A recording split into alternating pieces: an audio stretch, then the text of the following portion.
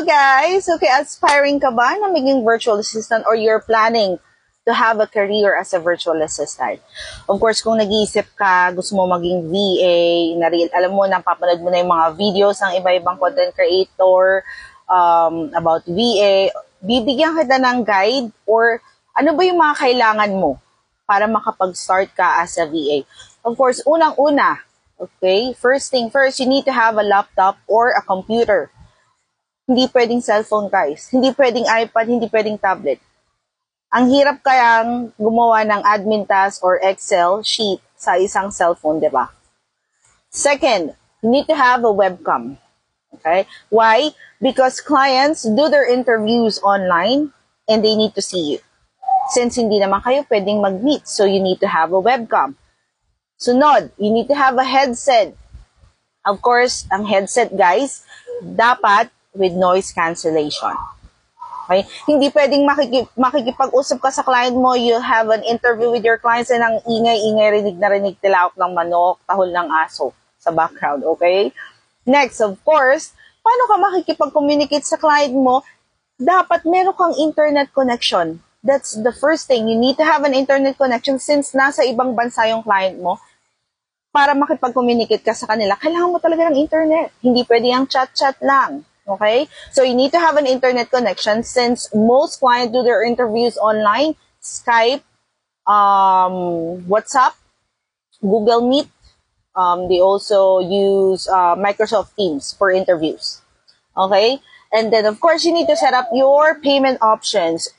Normally, VAs use payment options through PayPal, Payoneer, and also Wise. Normally, ako ang ginagamit ko is Wise. Okay? After that, of course, you need to pick your niche, okay, your skills and your services that you will going to offer to your clients. For example, customer service. Yan ang niche mo. Okay, so you need to be familiar with that para ma-explain mo sa client mo on how or paano mo ma-explain or alam mo kung paano mo i-explain sa client mo kung paano ka maging isang customer service. Kung yun yung niche mo. Marami namang, iba-iba naman ang mga niche as a virtual assistant. So, you need to select niche na talagang alam mong gawin. Next, your resume. Guys, malaking bagay ang resume. Although, some of the clients don't read a very long resume. But, of course, on top of your resume, you need to include your skills. Okay? What are the things that you can offer to them? Okay? Hindi nila babasahin ang buong resume mo. Kailangan maganda yung resume. It's okay to have a good resume, guys. But of course, sasamahan mo yon ng i-provide mo yung skills, information with information about dun sa position na ina-applyan mo. For example, nag-apply ka sa customer service. Yun yung niche mo. Of course, syempre, yung nakalagay doon ng skills about customer service, alam na mailagay mo doon is about admin. Very specific dapat, guys. Maging specific kayo. Para yung client nyo, from there, na nagbabasa ng resume nyo, from there, nakikreate na nila yung trust. Oh, this person is really good in customer service. Something like that, guys. Next, portfolio, guys. Of course, yung portfolio kasi, guys, pinapakita nyo yung, like, ina-assure nyo yung clients na ito yung mga nagawa ko. Ito na yung mga nagawa ko sa dati kong trabaho na itong ina-applyan ko, kaya ko tong gawin. Okay yan? Yun yung portfolio. Kailangan yun ng portfolio. Not all clients are asking for portfolio, guys. But in case that the client or the business that you're applying to is asking for your portfolio, better na mag-prepare ka na nun. Mag-prepare ka na ng portfolio mo. Okay? Not all actually is asking for that. But this is actually another market for you and paano mo ibebenta yung sarili mo, makakatulong siya. Next, kasi, by the way, yung portfolio mo yun yung magsasalita kasi para sa'yo. Hindi kasi pwedeng shotgun approach. Hindi pwede yun, guys. Okay? And last thing is, English communication, guys. Since you'll be dealing with businesses and clients from the other side of the world, from the other country, of course, you need to know how to speak English. Some of the client, not really particular when it comes to grammar. Okay, as long as they understand you, that's okay with them.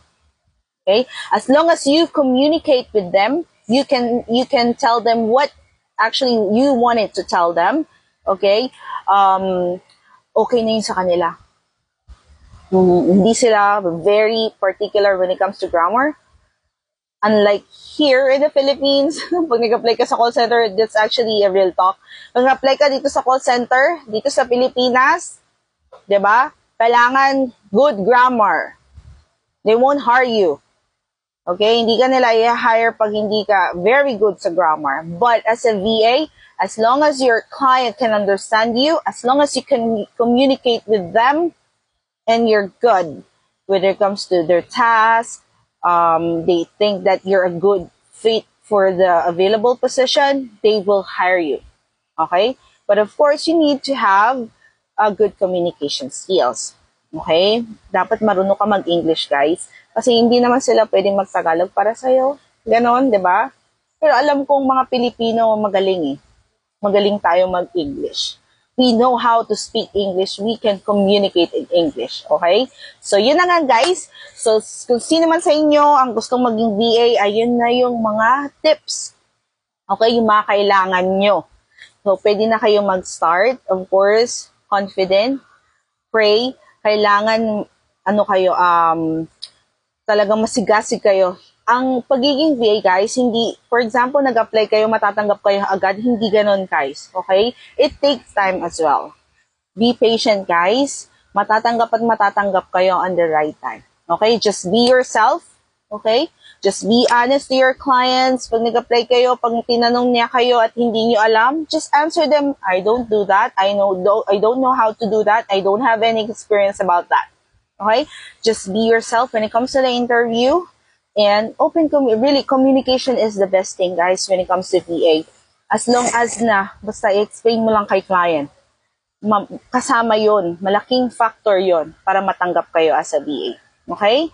Pero hindi ganun again, guys. Hindi ganun kadaling mag-apply as a VA. But of course, be patient, guys. Okay?